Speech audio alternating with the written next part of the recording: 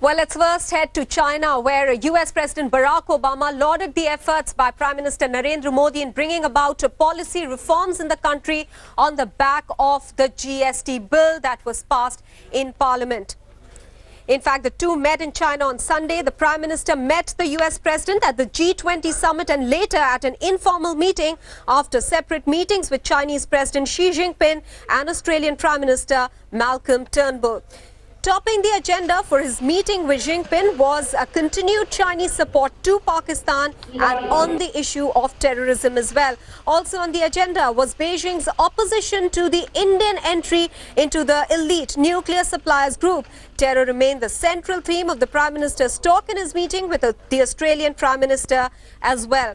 Prime Minister Modi will be meeting British Prime Minister Theresa May today before he returns to the capital at the end of his two-day China visit. He reiterated that our response to terrorism must not be motivated by political considerations.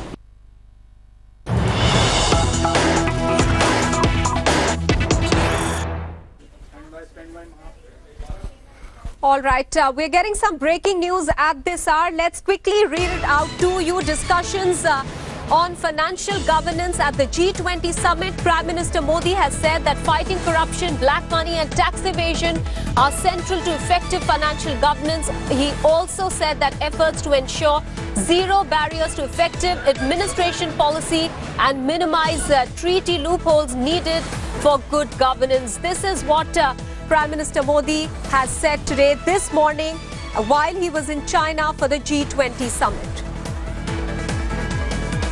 Anant Krishnan is now joining us with the very latest. Anant, crucial message there being sent out by Prime Minister Modi on the second day in Hangzhou.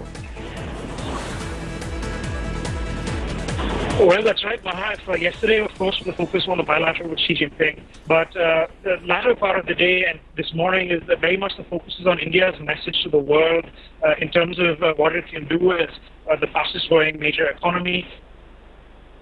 And as well as India's own concerns on issues such as financial corruption, tracking black money, which is the focus of Prime Minister Modi today, on the last day of the G20. It's a very strong message from Prime Minister Modi delivered yesterday, of course, as we reported, both to the BRICS leaders meeting in terms of terrorism and to the G20 as well in terms of removing global barriers, in terms of speaking out against protectionism as well. Anant, also there's a crucial meeting today with the new British Prime Minister Theresa May, the Prime Minister's first meeting with her. What is on the agenda? That's right, Maha, and besides the meeting with Theresa May, there's been a new added bilateral meeting as well, we can tell you, with the Turkish leader. So there's a lot of hectic diplomacy going on with three meetings with Argentina as well today. In terms of the meeting, Theresa May, of course, India is very worried about Brexit in terms of how it's going to affect Indian companies, how it's going to affect Indian personnel in Britain as well. So that's going to be the focus. And the NSC is something that's going to figure as well in the meetings with Turkey and Argentina, of course, because Turkey has been a bit of a barrier in terms of India's entry to the group. So we can expect that to figure pretty prominently in what's going to be one of the last meetings of the Prime Minister in Hangzhou before he leaves later today. All right, so an added bilateral there for the Prime Minister with the Turkish leader. Many thanks, Anant Krishnan, for joining us with all those details from Hangzhou.